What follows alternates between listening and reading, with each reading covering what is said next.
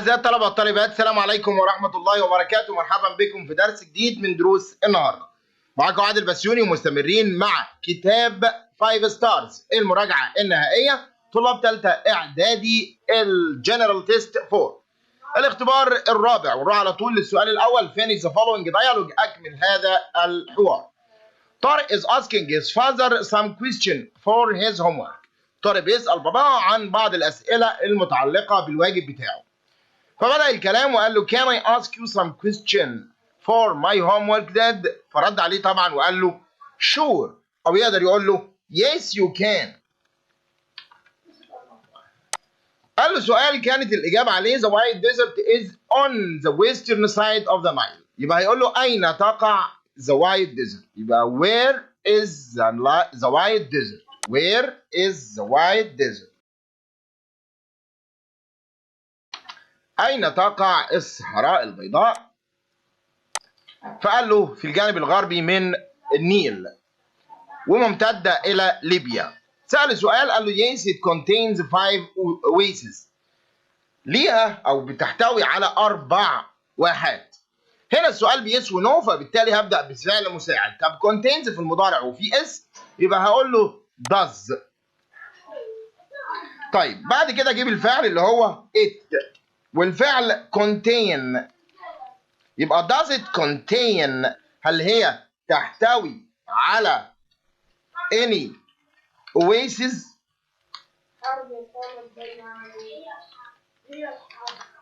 هل هي تحتوي على أي واحات؟ قال له تحتوي على 5 واحات. Why does the rocks have strange shapes؟ قال له because of the wind، بسبب الرياح.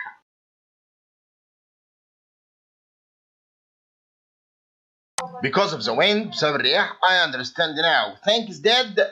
فقال له not at all.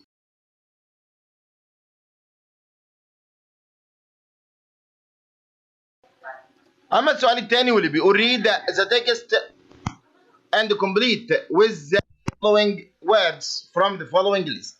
Read and complete the text with words from the following list. Are called countries. Money is them. Tourism السياحة is important for Egypt. مهمة لمصر. Tourists spend a lot of their money. ينفقوا كثيرا من أموالهم in Egypt في مصر. They came from different countries. بيجوا من بلدان مختلفة to enjoy the mild weather and have a look at its wonderful monuments. They are received. يستقبلوا. They are received with a smile from everyone. Many tourists or many Egyptians speak English and it's easy for them وبيكون سهل ليهم to communicate with tourists. يلا نروح على السؤال الثالث. read the following then answer the question. Work is very important in our lives. العمل مهم. But do you think we should work all the time without having rest or entertainment؟ هل تعتقد علينا العمل دون راحة أو تسلية؟ The answer is that we cannot go on working without stopping. لا، محدش يقدر يعمل كده. From time to time and at regular intervals to have some rest and some recreation is. If we didn't, we could make mistakes and the quality of our work might get worse. An overworked person may end up by losing the ability to think clearly and by having no energy to work on working. Sleep is one of the ways in which nature renews our energy. النوم واحد من يجدد طاقاتنا. Sports and games are also essential for brain. الرياضة والألعاب مهمة جدا علشان مخنا. Workers who stay in closed offices and don't have a good chance to exercise their muscles.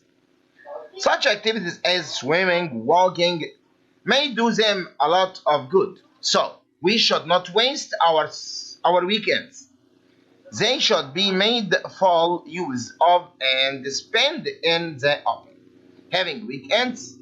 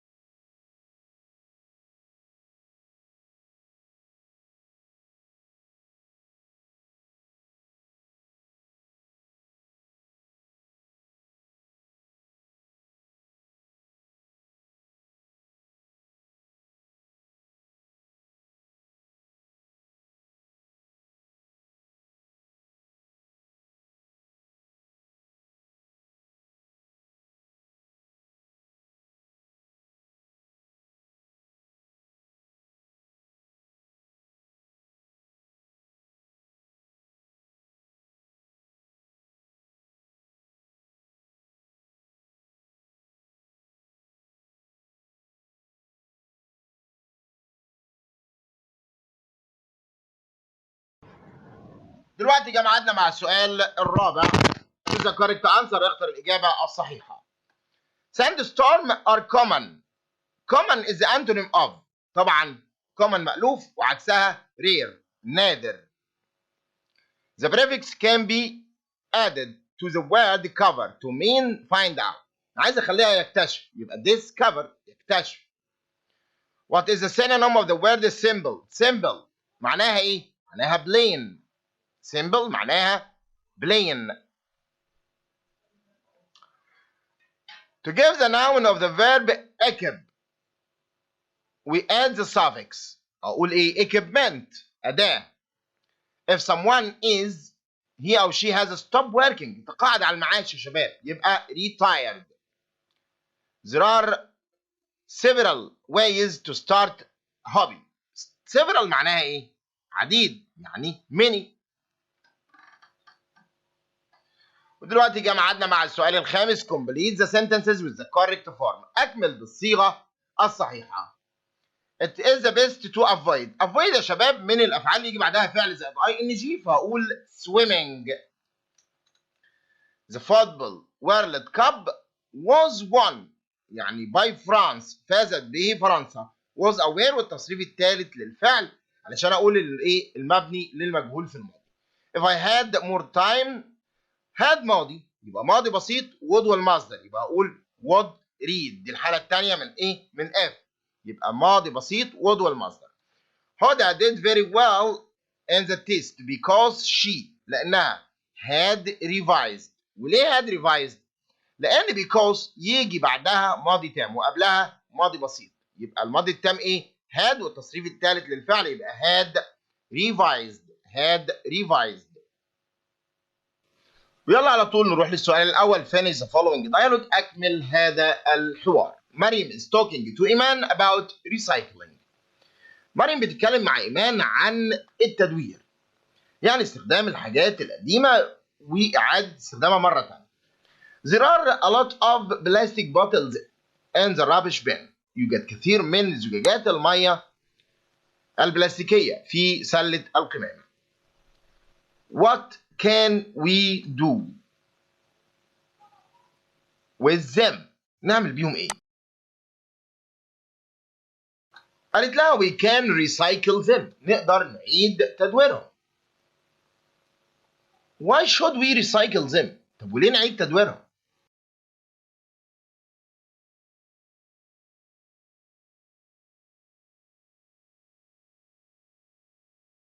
We should recycle them to help our environment become cleaner. نساعد على نظافة البيئة.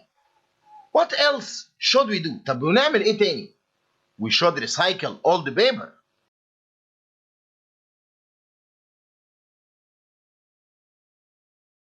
حسناً. Recycling old paper is also good for the environment.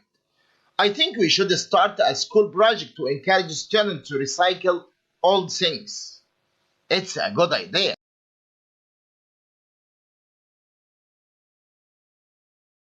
ومن السؤال الأول إلى السؤال الثاني read and complete the text with words from the following list. Shot, dive, bright, believe, believed, shooting. النيزك Lake is a 3-hour drive from Hurghada. It is called Shooting Star by locals because it is believed يعتقد that meteorite fell into it. It is cut out of the rock in the shape of an eye and filled with the bright blue water of the Red Sea. It is one of the best places to dive and swim. أما السؤال الثالث واللي بيقول read the following then answer the questions. English is an international language and millions of people are learning it all over the world. Many students who learn English will use their English to communicate with other speakers. This means they have to be able to understand each other. Students have studied English for more than 90 years in Egyptian schools. Many English books are read in schools and universities. Egyptian students are often sent abroad to English-speaking countries. Teaching English is no longer helping the student to study a lot of vocab by heart or how to write correct sentences. Nowadays, teachers help their students to improve their language skill of listening, speaking, reading, writing. Tourists who speak English visit our country all around or the year round. We often watch English films on TV, on television, and as a cinema. So, we should realize how it's important to study such an international language as English. يلا نروح على الأسئلة والسؤال الأول choose the correct answer اختر الإجابة الصحيحة. The underlined word abroad means outside Egypt يعني خارج مصر. Now teaching English is better than before. Students practice English. All of them في كل مكان. What are the four skills of English؟ طب ايه مهارات اللغة الإنجليزية؟ طبعا عندي reading ادي أول مهارة. writing الكتابة تاني مهارة. listening وآخر واحدة هي speaking.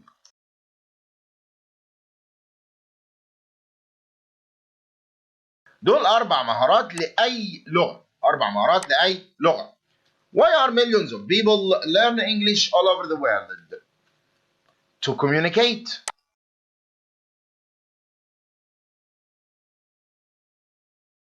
How can learning English help you in the future? ازاي هيساعدك في المستقبل؟ We can travel to many countries.